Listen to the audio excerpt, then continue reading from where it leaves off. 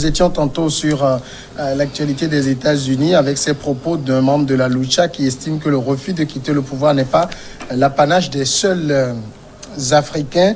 Il y a même un tweetos malgache qui a écrit non, je vais me retrouver tout de suite. Ce qui s'est passé au Capitole démontre que les Américains reconnaissent enfin la valeur de l'Afrique et copient ses pratiques post-élection.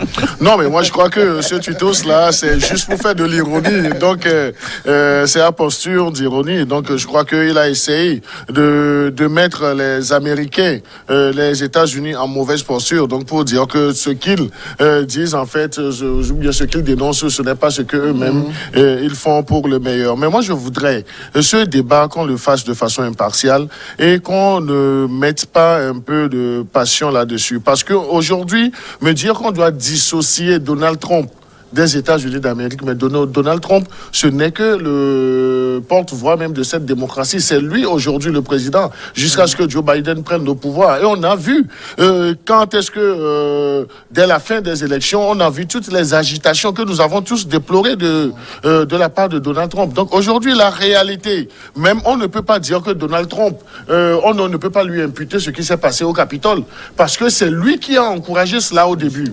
C'est son comportement qui a encouragé les gens à aller et prendre d'assaut le siège du gouvernement. Donc là, je crois que l'homme est un mauvais exemple lui-même, mais c'est également un mauvais exemple pour la démocratie américaine. Donc c'est là où moi je dis, je persiste et je cite qu'aujourd'hui, les États-Unis ne peuvent plus aisément se prévaloir d'être ce modèle démocratique pour continuer par donner des leçons. Et en faisant le rapprochement, la lecture avec la sortie de l'ambassadeur au Togo, mais on a vu également son rôle ici à un certain moment. Nous avons vu son rôle, donc je ne voudrais pas le commenter. Parce qu'on dira que c'est dans un autre cadre. Mais c'est dire que ce qui s'est passé aux États-Unis fait la honte, non seulement des États-Unis d'Amérique, mais de toute l'humanité. Et qu'on ne nous dise pas sur ce plateau qu'il y a des institutions fortes, mais les institutions, lorsque un homme politique qui a été gagné aux élections ne veut pas quitter et met en difficulté les institutions, est-ce que c'est toujours l'expression de la démocratie? Donc aujourd'hui, certes, les gens vont parler, c'est Donald Trump qu'on connaît, Donald Trump qui n'accepte pas les résultats, Donald Trump qui a fait tout un tas de procédures, mais qui a été toujours débouté. Maintenant, ceux qui sont sortis, est-ce que ceux-là se sont réclamés d'un autre? Mais on nous a déjà dit que ce sont les pro-Donald Trump. Donc, il faut qu'on ait l'humilité de reconnaître que ce qui s'est passé aux États-Unis n'honore pas les États-Unis, même si la grande faute doit être imputée à Donald Trump. Je pense que Credo est en train de nous rejoindre d'une manière ou d'une autre sans le savoir, surtout quand il dit qu'on doit imputer la responsabilité de ce qui s'est passé à Donald Trump. Nous, on l'a dit, en fait, c'est pas la Maison-Blanche qui est le problème aujourd'hui. Le problème, c'est Donald Trump. Justement, parce que même avant d'aller au Capitole, il a requinqué, en fait, ses militants. Il leur a demandé de venir, en fait, au Capitole. Et aujourd'hui, on a vu ce qui s'est passé. Maintenant, ce qui s'est passé, ça a créé de la frustration, aussi bien dans son camp que dans le camp adverse. Aujourd'hui, on a vu que juste après les événements, son ministre des Transports a démissionné. Déjà que Bilba a fait cette déclaration tapageux-là qui disait à l'époque qu'il n'y a pas d'irrégularité conséquente qui peuvent mettre en mal ce processus. Je pense qu'aujourd'hui, et je le disais toujours, que le combat, Donald Trump le mène, ou bien cette bataille-là, il la mène seul parce qu'il n'est pas soutenu. Les institutions sont là. Aujourd'hui, beaucoup sont d'accord qu'il soit destitué en référence en fait au 25e amendement. Je pense que ce sont des choses concrètes, ce sont des éléments fondamentaux sur lesquels on doit tabler pour dire que ce n'est pas la démocratie en réalité qui a des problèmes. Vous avez vu que le comité ou bien les grands entrepreneurs, les directeurs de société ont également fait une sortie pour demander que Donald Trump soit démis de ses fonctions parce qu'ils craignent, parce que pourtant ce sont des gens qui étaient acquis à la cause de Donald Trump. Maintenant, ils ont peur parce que quand Donald Trump va continuer par signer les décrets, ça va peut-être leur porter préjudice par la suite. On serait peut-être dans un pays africain, les gens vont soutenir le président sortant ou bien le président perdant aveuglement juste parce qu'ils militent pour lui et juste parce qu'ils espèrent que dès que le coup de force va s'arrêter, on va leur trouver des postes militaires et tout. Donc c'est pour ça, je dis... Il n'y a pas de comparaison à faire. C'est-à-dire, entre les États-Unis, la démocratie américaine et la démocratie africaine, c'est le jour et la nuit. Il n'y a pas de comparaison. Maintenant, revenons toujours aux sorties d'Éric Stromae, je crois qu'il a aussi dit que ceux qui ont commis cet acte-là, violents, seront poursuivis. C'est aussi ça, en fait, quand on parle de la démocratie, c'est-à-dire on découvre l'impunité. Vous aurez pu le constater que si chez nous, il y a des ministres qui circulent en toute liberté, c'est justement parce que l'impunité, elle est de mise. On ne traduit pas ceux qui commettent ce genre d'actes barbares là devant les tribunaux. Et quand vous ne le faites pas, vous les encouragez à continuer. Je pense que les États-Unis, ils vont tout faire pour faire regretter à Donald Trump ce qui s'est passé. Il y a un dessinateur du magazine Jeune Afrique, le franco-burkinabé Damien Glaise, qui compare, lui, l'attitude de Donald Trump à celle de l'ancien président gambien Yaya Jammeh. Bon, au-delà, vous savez, c'est pour le respect que nous avons pour les institutions américaines. Parce que le comportement de Donald Trump, quand vous posez la question, est-ce que c'est une question qu'on se pose, est-ce que cela ne ressemble pas du fascisme? C'est ça, parce que l'action qui s'est déroulée au Capitole, et lui-même sa prise de position, quand vous comparez comment Hitler a pris le pouvoir en Allemagne, c'est à peu près quelque chose comme ça. Donc ce n'est pas aux pays africains seulement qu'il faut traiter, aux chefs d'État africains il faut traiter, mais c'est pour cela que nous disons, il faut mettre la différence entre l'individu qui est au pouvoir, parce que tout de même, nous sommes.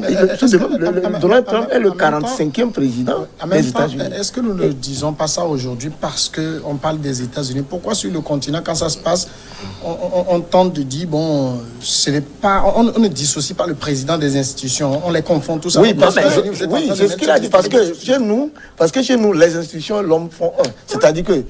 Non, ce n'est pas toujours évident. Ce n'est pas toujours évident. Non, mais nos institutions en Afrique aussi existent. Monsieur Sossou. Oui, ce que j'ai dit, c'est-à-dire que oui, j'ai terminé pour dire que, mais oui, ce que nous disons ici est clair. Parce que c'est rare en Afrique de voir un responsable politique au pouvoir poser un acte et se voir contredit par une institution. Voilà. C'est très rare. Surtout des gens de son propre camp. Et c'est ce qui se passe aux États-Unis. Les gens se sont levés. Les gens de son parti ne sont pas d'accord. Même les ambassadeurs au poste ne sont pas d'accord. Est-ce que vous voyez, pour être pratique et pragmatique, le chef de l'État togolais, Faure Gnassingbé, poser un acte et un ministre va se sortir au Togo pour dire non, je ne suis pas d'accord. Vous connaissez? Peut-être que nous ne sommes pas encore arrivés à cette situation, mais lorsque nous serons dans ce cas d'espèce, donc nous allons apprécier. Non, ce n'est pas encore la situation. Les éléments de comparaison qu'on a, c'est que... Non, les éléments de comparaison ne sont que des prêtes intentions. Parce que les réalités sont différentes en Afrique comme pour les États-Unis. Donc moi, je ne voudrais pas. Je ne voudrais pas. Les citoyens, on les plonge dans l'eau, ils bavent, ils meurent. Donc le ministre qui est, ou le premier ministre qui est choqué, ne peut même pas lever la voix pour dire non, ça, ce n'est pas bien fait. Ce n'est pas ça. Ce n'est pas ça. La caricature, moi, je ne la accepte pas, je ne la porte pas, parce que je dis, nous, en tant qu'Africains, nous pouvons faire des critiques pour nos gouvernants, mais lorsque nous portons les critiques aussi, jetons les regards sur ce qui se fait ailleurs. Mais tabler qu'on dise que ce qui s'est passé aux États-Unis n'est pas une bonne chose, et que la responsabilité première, c'est pour Donald Trump, nous sommes tous d'accord, et que là, cela fragilise aussi les institutions américaines. Les chefs d'État européens ont réagi. Non, mais même les chefs d'État qui sont, surtout les chefs d'État qui ne sont pas en harmonie avec Donald Trump, ont profité de cette situation aussi pour dire des tas de critiques. Mais moi, je voudrais qu'on revienne, lorsque nous faisons l'analyse entre l'Afrique, ce qui se passe, je ne dirais pas que tout ce qui se passe en Afrique... En tout cas, il ne faut pas globaliser l'Afrique aussi. Hein. Non, mais moi, je prends le continent africain. Par exemple, prenons le Togo. Si on prend le Togo, mais il y a des efforts. Oui. Mais il y a des efforts qui se font sur tous les plans. Mais la perfection n'étant pas de ce monde, donc je crois que c'est une marche, c'est une quête permanente. Maintenant, je ne comprends pas aussi, je m'interroge sur cette obsession a délocalisé le sujet en faisant la comparaison avec le Togo. Le Togo est dans une marche de démocratie aussi. Oui. Mais il y a des points positifs, il y a des points aussi négatifs. Nous sommes d'accord. Et là, non, ce n'est pas vous qui posez la question, vous êtes d'accord. Mais ce que nous disons également, c'est qu'il faut comprendre, il ne faudrait pas jeter de l'anathème sur son propre pays. Non, nous sommes dans une quête, nous sommes dans une démarche. Il y a des insuffisances, mais il y a également des efforts. Reconnaissons que, aux côtés des insuffisances, il y a des efforts. La triste réalité ou bien la triste scène aujourd'hui fournie par les États-Unis, donc qu'on ne cesse pas. Non. Est-ce que j'ai la parole? Laissez-le de maîtriser sa diarrhée, donc il aura le temps de prendre la parole. Donc c'est moi qui ai la parole. Donc moi, je dis, au-delà de tout ce qu'on peut reprocher à nos gouvernants africains, qu'on ne me vende pas l'image avec ce qui s'est passé aux États-Unis, qu'on peut trouver des circonstances atténuantes. Moi, c'est ce qui me désole. On ne peut pas trouver des circonstances atténuantes. Nos démocraties en Afrique sont ce qu'elles sont. C'est une marche, c'est une quête permanente. Donc on ne peut pas dire que les pays africains ont, disons, le même quota de démocratie comme les États-Unis. Mais les États-Unis qu'on considère comme un modèle démocratique est rabaissé par une politique, donc nous devons déplorer cela. Qu'on ait le courage de déplorer. Ça, c'est fait. Et le président zimbabwéen le dit très clairement, les événements du mercredi ont montré que les États-Unis n'ont pas le droit moral de punir une autre nation sous prétexte de défendre la démocratie. Oui, moi je le dis toujours, ce sont des déclarations venant des présidents qui ont toujours tendance en fait à piétiner la démocratie. Je le dis, je le répète. Non, pas toujours. C'est-à-dire, prenez la personnalité de Donald Trump. Mais ce qu'il a dit, c'est tellement clair. Non, ce qu'il a dit, c'est tellement clair. Mais aujourd'hui, est-ce que les États-Unis peuvent se prévaloir de ce portefeuille, de ces titres-là? Non. Mais avec ce qui s'est passé, on ne peut pas dire les choses comme telles. On connaît en fait notre continent, on connaît ceux qui nous dirigent, des gens qui veulent à tout prix mourir au pouvoir. Des gens, quand on parle d'obsession au pouvoir, c'est en Afrique qu'on le retrouve. Maintenant, avec la scène horrible qui s'est passée aux États-Unis, je pense que ce serait encore un argument pour eux de se maintenir au pouvoir. C'est pour ça, pour des leaders d'opinion comme ça, je dis... Non, mais nous allons apprécier s'ils vont avoir ce penchant. Mais le fait qu'on puisse vouloir nous vendre aujourd'hui une mauvaise image catégorique de nos dirigeants africains, moi je dis non. Mais vous voyez par exemple ce qui se passe en Ouganda. Non, mais il y a toujours des lacunes, il y a toujours des faiblesses. Vous voyez comment est-ce que les donc Louis, vous allez me dire que des journalistes ne sont pas emprisonnés aux États-Unis? Les journalistes sont emprisonnés. Non. Est-ce que vous allez me dire sur ce plateau que les États-Unis sont précises en fait? Non, mais qu'est-ce que tu mets dans raison précise? Mais les journalistes sont en prison pour des délits. Vous suivez les informations et vous voyez les conditions dans lesquelles nous non, mais moi je voudrais qu'on évolue dans le débat, qu'on n'essaie pas tout le temps de noircir l'image de l'Afrique et puis de nos dirigeants. Donc nous pouvons faire des analyses. Les États-Unis aussi restent ce qu'ils sont en fait. C'est ce que moi je dis. Maintenant, Donald Trump, vous avez vu, ça dit, on l'a vu venir. On l'a vu venir en fait. En pleine campagne, je pensais qu'il menaçait déjà de ne pas accepter les résultats. Et donc c'est la suite logique en fait de cette déclaration ou bien de cette sortie depuis un moment donné. Et dans cette sortie ou bien dans cette déclaration, nulle part il n'a été soutenu. C'est pour ça qu'on dit aujourd'hui que le problème, en fait, ce qui s'est passé la dernière fois au Capitole, c'est Donald Trump et non les institutions en fait américaines.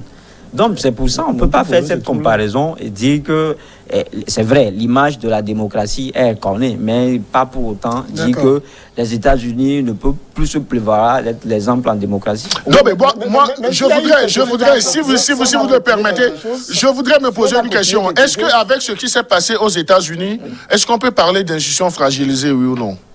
Par le comportement. Non. Répondez clairement à ma question. C'est ce que nous disons, que face à cette situation, les institutions ont immédiatement répliqué. C'est pour cela que je vous disais... Non, vous n'avez pas totalement... Je dis, est-ce que avec ce qui s'est passé, les institutions n'ont pas été fragilisées? Elles ont été fragilisées, mais à un moment donné, qui sont en fait remises au pas, en fait. Voilà, parce qu'il a reculé. Vous voyez qu'il a reculé. Est-ce que Joe Biden a été proclamé vainqueur ou pas? Oui. C'est ça. Donc, le congrès a eu lieu. Donc, l'essentiel, c'est la finalité, en fait. C'est vrai que ça doit avoir eu le plus. Passons maintenant à mais 24 heures de plus, c'est pas encore un crime. Passons à notre pays, le Ghana, qui donnait... Mais c'est déjà une désolation. Ce mercredi... En 24 heures pour les États-Unis, nous devons déplorer aussi cela. Le Ghana donnait quasiment, ce mercredi, je ne vais pas dire le même exemple, mais le Parlement ghanéen aussi. Là-bas, il n'y a pas eu d'invasion, mais ce sont les députés eux-mêmes qui ont joué au film d'action.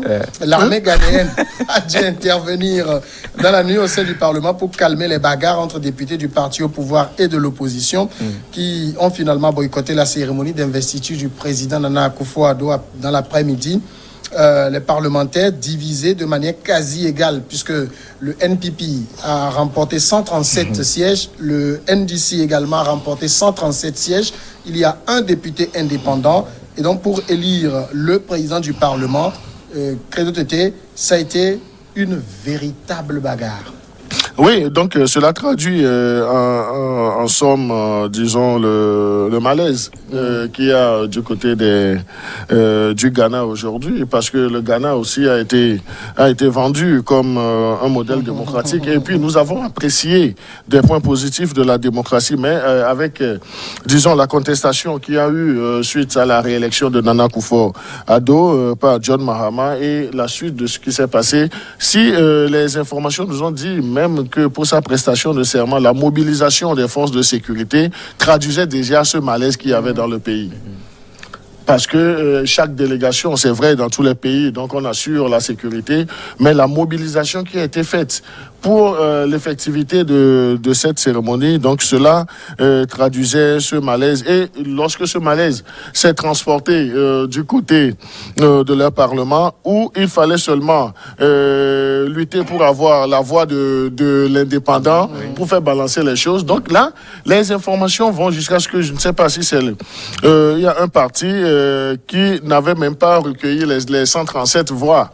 Donc il y avait un de leurs... Il n'a pas eu les 137, ils ont eu 136, le NDC a eu 138. Donc ce qui voudrait dire que il y a, disons, ce malaise. Mais cela également pose la question de nos démocraties en Afrique, parce que au-delà de nos démocraties, mais quels sont les hommes qui portent, disons, nos actions politiques? Et c'est là où je voudrais rejoindre le premier développement de mon cher ami Germain Sossou, parce que lorsqu'on laisse tout venir en politique aussi, donc il faut s'attendre à des pugilats.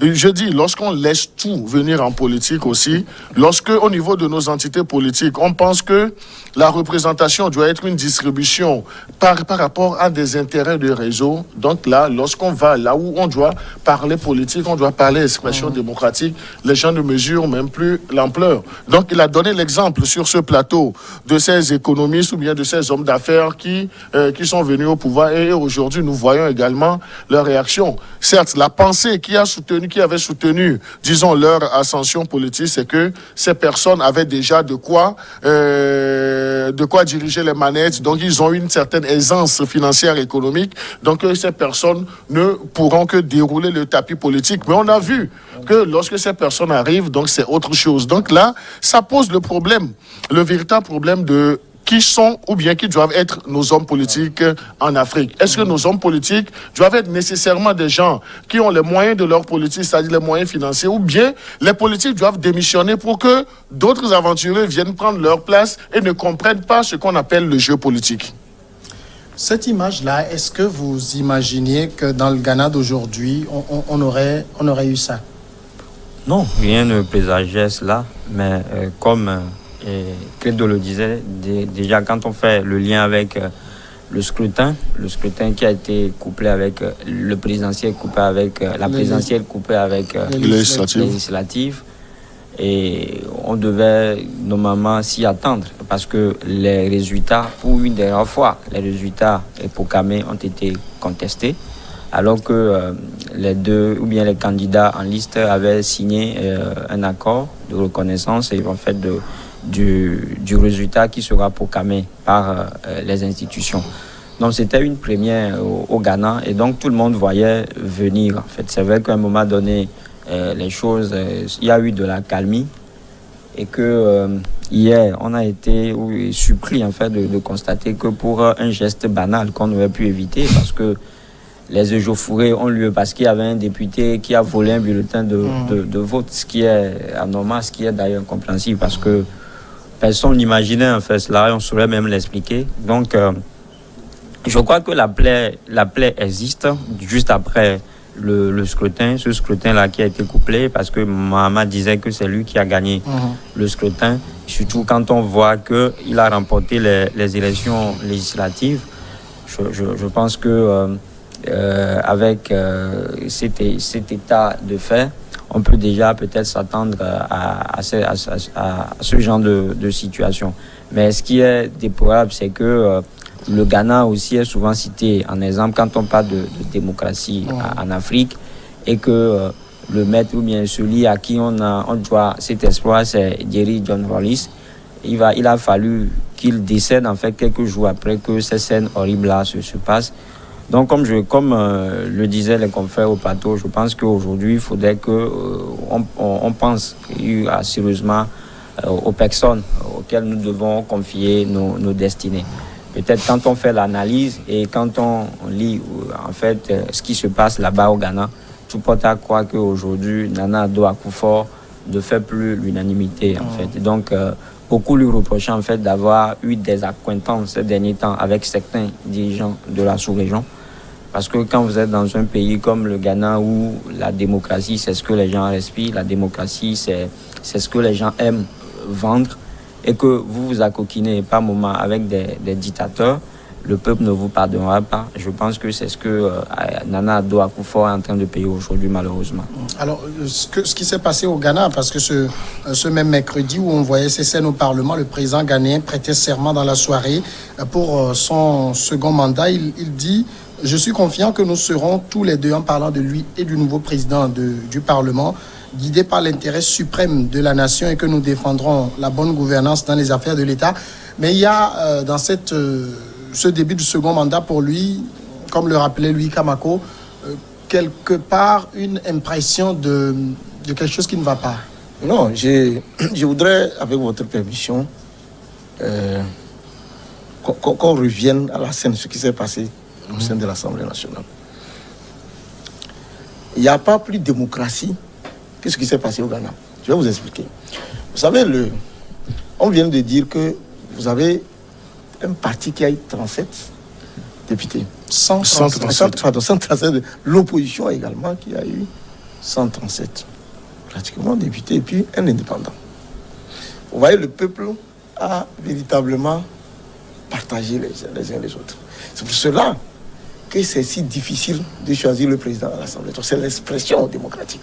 Parce que pour choisir le président de l'Assemblée, il fallait arriver soit à un compromis, soit au vote. Justement, c'est au moment du vote qu'il y a eu l'acte. En fait, pourquoi est-ce que c'est le tollé? Il y a le tollé nous devant, c'est parce que un des députés a retiré les résultats qu'on était en train de faire. C'est ça. Et lequel député? Je crois que c'est le député de la majorité. Si vous suivez très de l'affaire du pouvoir qu'il a fait, pour s'aimer tout simplement les trucs. N'eût été ce acte-là, soit c'est le vote, soit c'est le compromis. Mais finalement, vous allez voir que le président de l'Assemblée nationale a été élu. Il n'est pas du rang des rangs du parti au pouvoir. Il est du MDC. Il est de l'opposition. Alors, quelle expression démocratique on peut avoir plus que ça? Donc au Ghana, contrairement à ce que les gens pensent, il ne faut pas que les gens voient là, ce qui s'est passé, les gens courent, tout ça. Ça arrive dans beaucoup d'assemblées, même en Occident parfois, les gens se tiennent à l'école. C'est tout à fait quand on n'est pas d'accord. Sinon, il ne faut pas penser. Ce qui peut être peut-être désolant, c'est au cours de l'élection, où il y a eu la violence. Ça, on peut déplorer ça. Mais ce qui s'est passé à l'Assemblée, justement, la démocratie, c'est qu'il faut faire il faut que la violence quitte la rue pour aller à l'hémicycle. C'est tout à fait normal. Même si les gens se tiennent à l'école là-bas, c'est tout à fait normal. Donc moi, j'estime que, justement, on contraint aujourd'hui le président à une sorte de cohabitation. Et c'est une véritable démocratie. Et maintenant, les choses, il ne peut plus diriger comme dans son premier mandat où il avait tous les pleins pouvoirs. C'est une démocratie. Ouais, si vous permettez, donc je voudrais nuancer un peu les propos de mon cher ami Germain Sossou, surtout sa chute. Il ne faudrait pas faire la promotion de la violence que nous avons dans nos rues à cette violence au Parlement. Mais on peut parler de discussions houleuses. Voilà. De discussions houleuses, mais on ne peut pas encourager ces genres de comportements venant de la part des élus du peuple. Bien donc sûr, nous dénonçons cela. Ouais.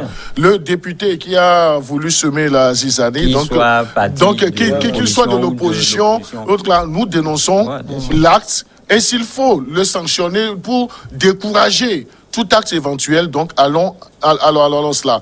Ce qui est bénéfique aussi, c'est que les gens ne se sont pas séparés en queue de poisson, ils ont poursuivi et ils ont élu le président. Et nous avons vu, le président est sorti. Donc, c'est l'expression. Maintenant, c'est ce qui va amener même à un jeu de cohabitation politique. Voilà. Donc, parce que le président qui a gagné les élections, ce n'est pas lui qui contrôle l'Assemblée, la présidence de l'Assemblée nationale. Et être président de l'Assemblée nationale ne voudrait pas dire que vous supplantez les autres députés. Le président peut venir de l'opposition, mais sur des décisions, donc là, ils peuvent arriver, soit c'est l'Assemblée qui décide, il peut y avoir le compromis, il peut y avoir le consensus sur des sujets. Mais on ne saurait dire que... c'est vrai, si vous me parlez d'échange d'idées à un niveau, mais la scène qui a été présentée, ce n'est pas une scène qui décrit en fait la démocratie ou bien le modèle ghanéen que nous avons dans notre espace ouest-africain. Maintenant, Monsieur Nana Akufo-Addo, donc nous avons vu, lorsque les résultats ont été donnés, nous avons vu tout ce qu'il y a eu comme violence électorale aussi là-bas. Nous avons vu les réactions, même de John Manama, qui a dit qu'il n'acceptera jamais ces élections. Il est campé sur sa position. Mais est-ce que ce n'est pas également une autre posture politique que développe cet homme politique? Est-ce que c'est parce que ou bien est-ce que facilement on insinuerait des idées, on prendrait des idées comme quoi Nana Akufo-Addo a fait route avec d'autres chefs d'État, que la situation est comme ça? Non, les chefs d'État se retrouvent toujours dans un cadre de concertation. Et on ne peut pas reprocher politiquement, diplomatiquement à Nana Akufo-Addo d'avoir fait quoi que ce soit. Donc ne prêtons pas des intentions. Non, ce que je voudrais rapidement ajouter, c'est que c'est maintenant que le Ghana va montrer à la face du monde sa démocratie. Parce que la situation actuelle, comme tu l'as dit, va les amener à dialoguer politiquement. Auquel cas, je suis d'accord avec vous. Oui, je pense qu'il y a un philosophe qui le dit, l'homme n'est bon, c'est la société qui le corrompt. Jean-Jacques Rousseau. Voilà, donc quand vous prenez cette citation, vous aurez pu comprendre en fait ce que le Ghanéen reproche à Nana Addo. Parce que quand vous avez en Afrique, surtout en Afrique occidentale, des chefs d'État qui, malgré leur âge, c'est-à-dire qui sont prêts à triturer en fait la Constitution, je pense qu'on parlera du cas du Niger tout à l'heure, des chefs qui sont prêts à tout faire pour se maintenir au pouvoir et que vous voulez les cohabiter. Je pense que pour un pays, pour un Ghanéen, c'est pas pardonnable. C'est ce que Nana Addo a payé. Maintenant, là où l'image décevante aussi, c'est que après les bagarres au Parlement, les députés ou bien l'opposition a boycotté en fait la cérémonie d'investiture. Voilà. Ça, c'est une mauvaise image. En fait, c'était pas des choses qui font de vous un État démocratique, parce que c'est ce qu'on a souvent déploré dans certains pays en Afrique, en fait. C'est-à-dire son adversaire politique, c'est pas son ennemi. Au-delà de tout, il y a un fair play, vous pouvez vous bagarrer, mais vous allez vous retrouver pour des consensus et des compromis. Donc, je pense que ce sont des choses qui nous font dire aujourd'hui que la démocratie là-bas au Ghana a reçu un coup sérieusement. D'accord. Non, mais moi je crois que la démocratie au Ghana aurait reçu un coup, mais ce coup-là ne devrait pas être imputé à Nana Akufo-Addo, parce qu'il se retrouve dans un espace qui parle où il y a certains chefs d'État qui font des choses qui ne sont pas trucs là. Donc ne prêtons pas des intentions à Nana Akufo-Addo. Lui, on peut lui reprocher des choses à l'interne, mais n'essayons pas de transposer, de faire sortir, de faire jour nos émotions. Nana Akufo-Addo n'a jamais encouragé un chef d'État africain à s'éterniser au pouvoir. Mais quand il fait le copinage avec les dictateurs... Louis, si on te dit aujourd'hui de donner un exemple, est-ce que tu serais à même? Une chose est sûre, moi je ne saurais citer personne. Non, si vous ne pouvez pas citer, donc c'est que vous ne devez pas aller sur ce terrain. Vous prêtez...